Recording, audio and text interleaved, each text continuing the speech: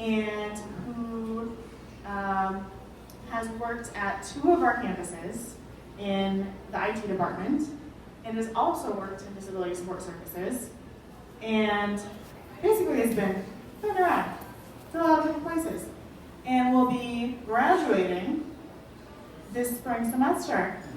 Yeah, come on up, Jim. Let's give him a hand. Come on up. I think you're wearing the same outfit that you're wearing in your photo. I like it. Oh, nice. Oh, there you go. It is comfy though, isn't it? You're all jealous, I know. After you can take a turn and then put the couch. It's comfy. I was thinking of putting the couch out in the quad area and just sitting in it and putting up a sign "Come talk to me." Do you think people would? Probably. Advice. They would wonder if you're a psych major. True. That might be. I'm not a therapist, so that might be a problem. Okay. Well, we'll see. We'll see. So I think it's cool, your story. So I wanted you to share how you ended up working with disability support services in the first place. And I just like how you tell it. Okay, when I grew up in school, it was rough, so I had a hard time learning, and then I actually did graduate from high school, so that was a good thing. I kind of found ways to beat the system, I guess you could say. And then I went and started work and was in the military and kind of raised a family, and then got laid off and decided I wanted to go back to school. When I came back to school, I found out that in my first semester I signed up for a full load, and then panic kind of set in because I couldn't read, and ended up struggling for several months before I finally talked to the director and said, something's not right, I don't understand what's going on, and I'm basically failing all my classes. She said, well, you could go to the Learning Center. And I said, well, I'm not going to do that because I'm too prideful, I'll just drop the class. So that's what I did, I dropped the class and continued my struggles, and then my wife finally says, no, don't be an idiot, go ask for help. So I told her, I said, all they're going to tell me is just suck it up, buttercup. But I finally decided, okay, I'm going to go. So I went. And then from then on, school has changed a lot. So I also know we talked about this in the past, but have you ever talked with your family or close friends about the challenges you've had learning, and why or why not? No, I never did.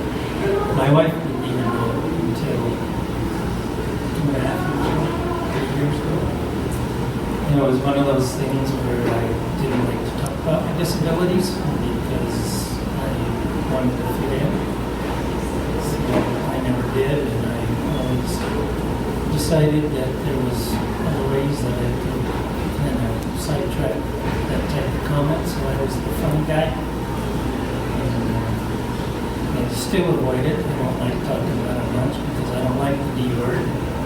And as time has gone on in school, I actually learned to accept it a little bit more. And still to this day, though, it's hard. Thank you for talking to us all about it. Technology has been a really important part of your success since you've been at Farm Range and since we worked together. What is your favorite technology that you've used, and how has it been helpful for you? I don't have one favorite. I started off using an Echo Pen where I could record the lectures and my notes, and I would get tied to the recording, so that way later on I could follow it and my homework. And then technology started improving, and I went to the WIN, which is a browser internet type program that will actually continue, and you can follow along. So I started doing that, and then of course another one came out that was even better. So it used Kurzweil, and so yeah, there's a bunch of varieties of different programs that work for people with reading disabilities or dyslexia. And, so I couldn't be doing it without it. I mean, right now I've got better than a 3.0 average, which for me is amazing. And I can only say that it's mainly because of these tools that have been provided and how technology has grown so much since when I was in school. There wasn't such thing as diagnosing any type of it. You were either a normal kid or you were special ed.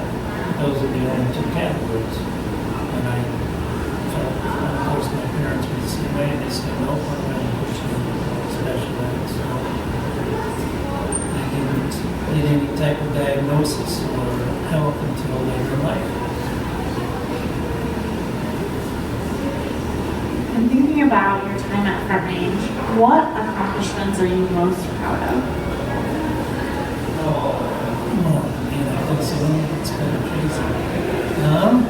Let's see, probably my most biggest accomplishment is the Tenacity Award, which I just got not too long ago, in the last couple of months. Maybe spring, somewhere around there. And I won a couple other awards that was pretty good. Employee of the Month, that happened. And let's see, I won, let's see,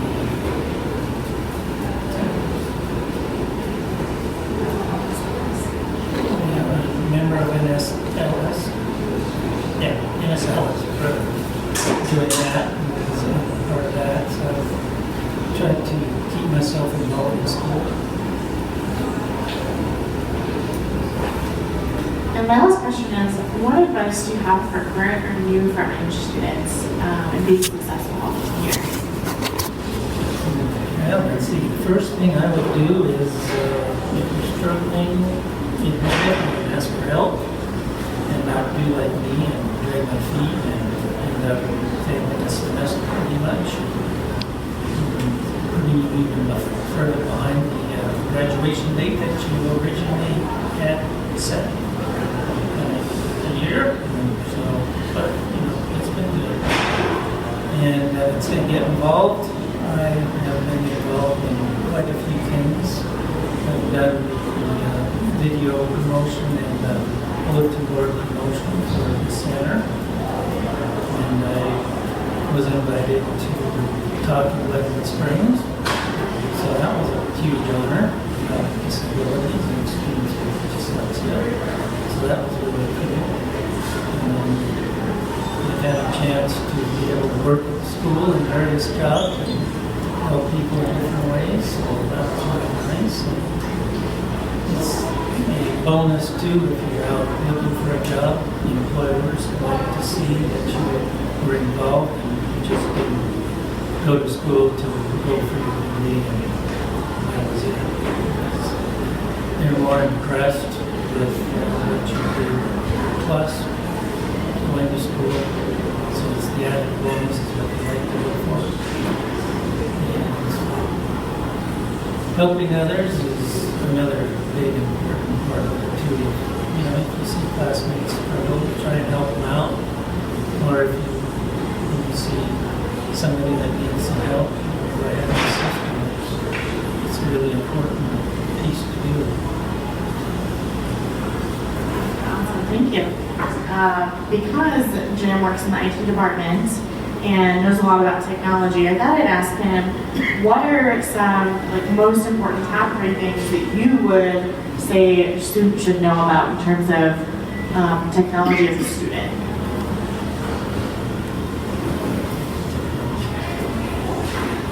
Whether it's things to access on D2L or eWolf, or if it's assistive technology, things like that. I think probably one of the most important things is using assistive technology if you need it, and basically know how to browse, because when you're in school, you're doing a lot of research, and it's really important to be able to know how to come up with the words that you need to search. Because that's the hardest thing for me to learn. Is, oh, I had this come up. You just got to be able to find the correct words. And how I started was using a thesaurus. You know, a lot of times I think of the word, but it wasn't what the browser was looking for. And you know, you would look up sports and you might show a banana or something. It's like, no, that's not what I'm looking for. So, you know, you had to be a little more specific, you know, words that were actually what you're looking for as you're doing research. Because that's going to be a big part of school life.